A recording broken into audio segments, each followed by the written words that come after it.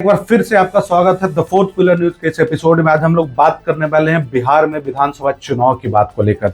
जी हां, मैं बात कर रहा हूं महागठबंधन के बारे में, जहां महागठबंधन में कुछ दिन पूर्व एआईएमआईएम के जो प्रदेश अध्यक्ष और सारे कार्यकर्ताओं सहित पूरे बाजे गाजे और डंके के साथ वो लोग लालू यादव के आवास पे पहुंचे थे। एआईएमआईएम, आप तो जानते हैं एआईएमआईएम असदुद्दीन ओवैसी की पार्टी है और पिछले बिहार विधानसभा चुनाव में सीमांचल के क्षेत्र से 4 सीट भी असदुद्दीन ओवैसी की पार्टी ने जीता था। इस बार उनके प्रदेश अध्यक्ष पूरे बैंड बाजे के साथ लालू प्रसाद यादव के आवास पर पहुंचते हैं कि हमें भी महागठबंधन में शामिल कर लिया जाए, लेकिन लालू प्रसाद यादव ने तेजस्वी यादव के ऊपर बात को फेंकते हुए उनके गठबंधन में शामिल होने की खबरों को कंफर्म नहीं किया।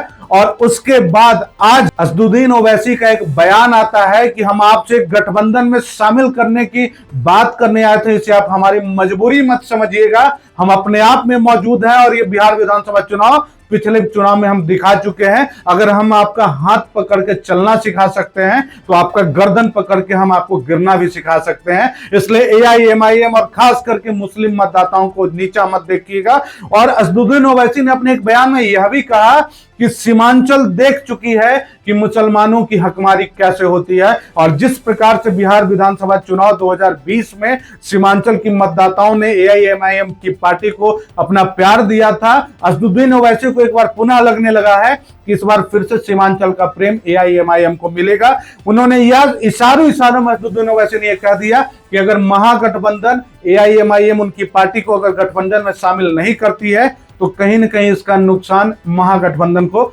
देखने के लिए पड़ेगा। और सीधा तेजस्वी यादव पे निशाना साधते उन्होंने कहा कि अब मुझे मजबूर समझने की कोशिश मत करें, मुसलमान मतदाताओं को आप मजबूर न समझे।